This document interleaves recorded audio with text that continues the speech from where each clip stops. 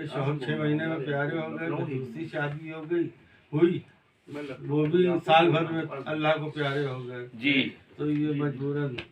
हालात बहुत खराब थे जी। मुझे भी अपनी किस्मत पर हमेशा नाज रहता है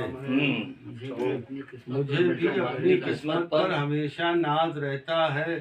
सुना है ख्वाहिशें उनकी भी शर्मिंदा नहीं रहती मुझे भी अपनी किस्मत पर हमेशा नाज रहता है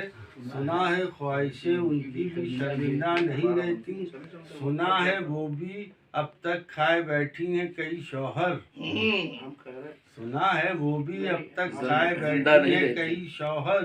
बहुत दिन तक मेरी भी बीवियां जिंदा मोहम्मद अली अलवी की नजर बहुत दिनों तक मेरी भी बीवियां जिंदा बहुत उम्दा भाई बापा। ये नवाबी शौक है आपका। क्या कह रहे हैं भाई, ये थे जनाब एक शेर इस पर लिखिए आप अपनी।